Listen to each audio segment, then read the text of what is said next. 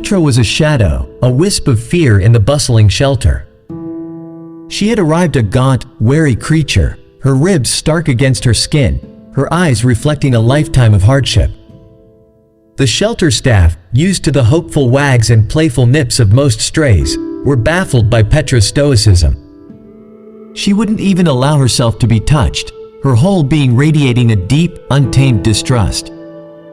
"She's a wild one, this Petra," the vet had said, shaking his head.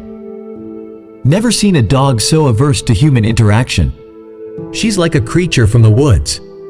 The days turned into weeks, and Petra remained a solitary figure in the shelter, clinging to the back of her cage, her eyes a watchful, amber-colored storm. Volunteers tried to win her over with treats and gentle words, but she remained unmoved. She would flinch at the slightest sound, her body tense and ready to bolt.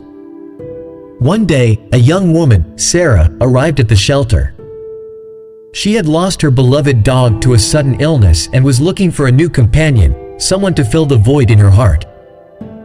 As she walked through the kennels, her gaze fell on Petra. There was something about the dog's sorrowful eyes that tugged at Sarah's soul. "She's different, isn't she?" Sarah remarked to the volunteer, her voice hushed. The volunteer, a seasoned shelter worker, only nodded. "She's been through a lot, dear. More than we can ever know." Sarah spent hours by Petra's cage, talking to her, offering treats, and simply being present. Petra, wary at first, slowly began to lower her defenses. Sarah's voice, calm and gentle, seemed to soothe the animal's inner turmoil. One afternoon, Sarah noticed Petra inching towards the front of the cage, her tail hesitantly wagging. Sarah cautiously reached out, her hand trembling as she offered a piece of sausage. To her astonishment, Petra took it from her palm, her eyes meeting Sarah's with a flicker of something like trust.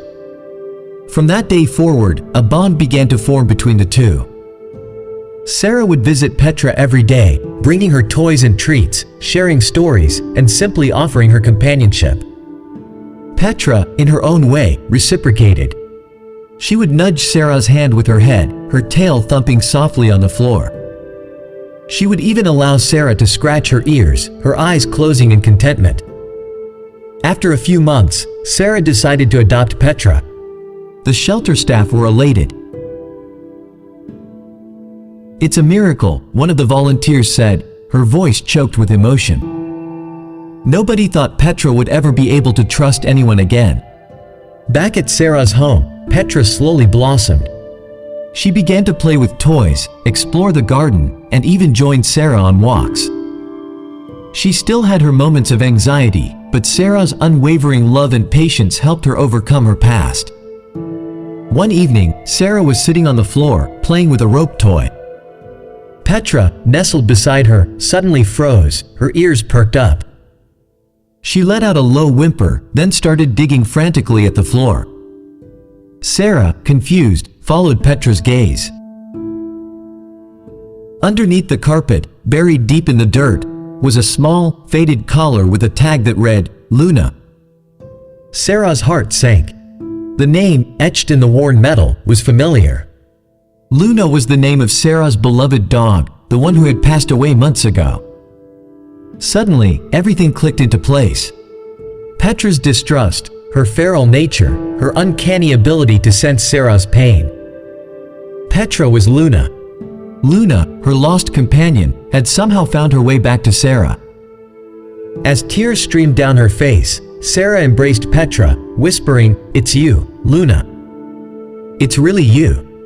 Petra, as if understanding, nuzzled her face into Sarah's hand, a soft whimper escaping her throat.